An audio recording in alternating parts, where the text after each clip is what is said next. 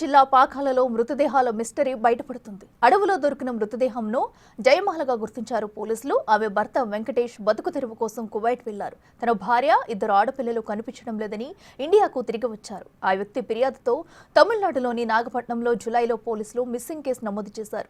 ప్రస్తుతం సమాచారం తెలుసుకున్న వెంకటేష్ పాకాల పోలీస్ స్టేషన్కు వెళ్లారు. హత్యలకు వివాహితర సంబంధమే కారణమని పోలీసులు అనుమానిస్తున్నారు.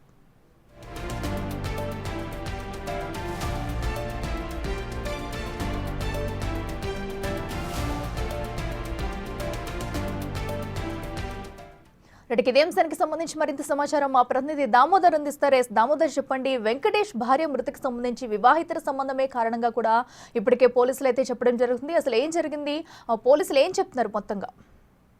అఖిల, ఏదైతే పాకాల మండలం మూలవంక అటవీ ప్రాంతంలో బయటపడ్డ 4 మృతదేహాల ఇష్యూ రోజుకో మలుపు తిరుగుతుంది. నిన్నటి వరకు వదిన మరిదిగా భావించినారు. ఇప్పుడు వారు వరుసకు సోదరి అన్నా చెల్లెళ్ళు అవుతారంటూ కూడా చెప్తున్న పరిస్థితి.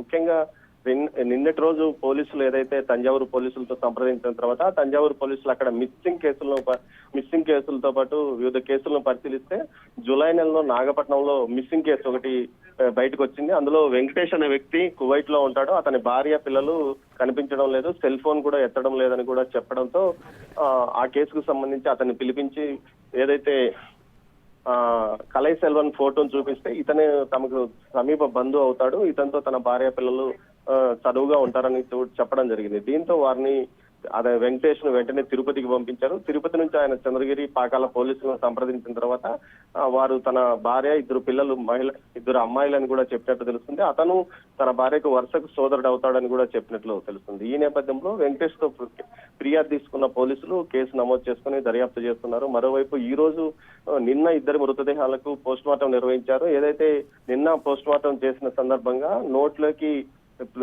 ఏదైతే క్లాత్ తో పాటు ఇటు గ్లౌజులు కూడా కుక్కి టేపు వేసి చంపినట్లు అనుమానిస్తున్నారు. అదేవిధంగా చిన్నపిల్లలను కూడా హత్య చేసినట్లు చెప్తున్న నేపథ్యంలో చిన్నపిల్లల మృతదేహాలను కూడా బయటికి తీశారు. ఈ పరిస్థితుల్లో వెంకటేష్ ఏదైతే చనిపోయిన ఆమెను జయమాలిగా గుర్తించారు.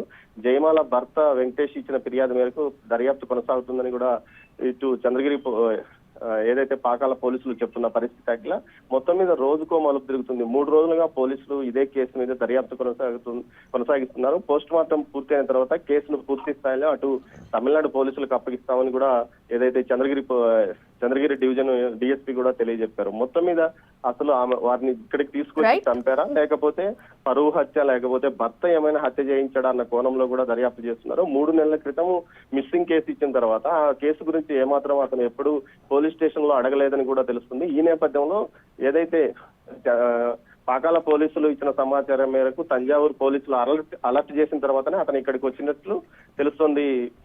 అఖిల. Right Damodar, thank you.